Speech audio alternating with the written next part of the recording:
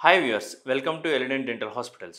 So ఈరోజు నేను మీ ముందుకు వచ్చింది ఈ మనకు వయసు పెరిగిన కొద్ది కానీ కొందరికి చిన్న వయసులో కూడా పళ్ళు అనేటివి అరుగుతూ ఉంటాయి. ఈ అరగడానికి గల కారణాలు ఏంటిది, దానికి గల రీజన్స్ ఏంటివి, దానికి గల ఉన్న ట్రీట్మెంట్ ఆప్షన్స్ ఏంటివి, అది అరగకుండా ఉండాలంటే ఏమేమి చేయాలి అనేది నేను డిస్కస్ చేస్తాను.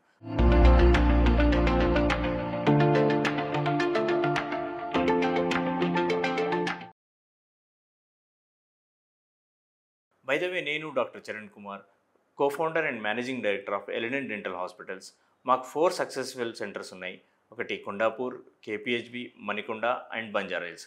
సో టాపిక్లోకి వెళ్ళిపోతే, పళ్ళు అనేటివి అరుగుతూ ఉంటాయి. ఈ పళ్ళు అరగడానికి గల మెయిన్ రీజన్స్ ఏముంటుందంటే, first thing is over brushing. Over brushing అంటే ఏంది, మనం ఈ బ్రష్ తోటి ఇట్లా పట్టుకొని ఒకటే యాంగిల్లో గనక మనం ఇట్లా రాస్తూ ఉంటే కనుక ఏమవుతుందంటే, ఈ tooth part gum part join అయ్యే దగ్గర మీకు మొత్తం అనేది అరిగిపోతుంది, ఎనామిల్ అనేది అరిగిపోతుంది.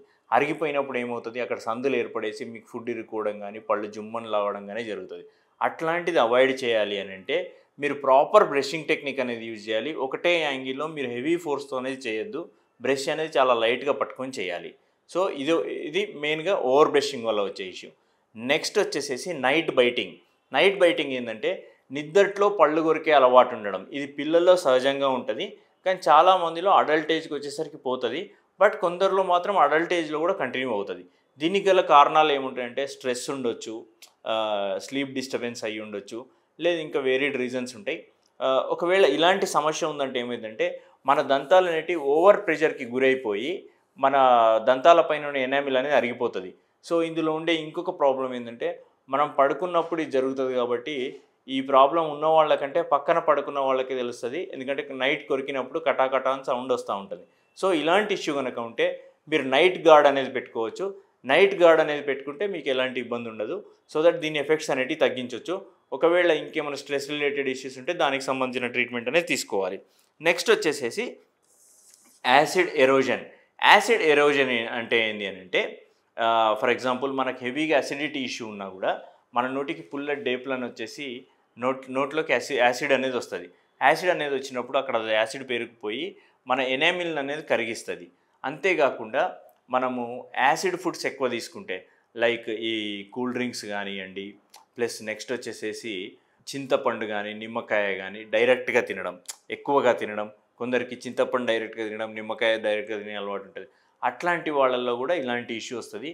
దానిలో ట్రీట్మెంట్ ఎట్లా ఉంటుందంటే, ఎంత టీత్ సర్ఫేస్ డ్యామేజ్ అయిందన్న దాన్ని బట్టి ఫిల్లింగ్సా లేదంటే క్రౌన్సా వెనీర్సా అనేది ఇవ్వాలి.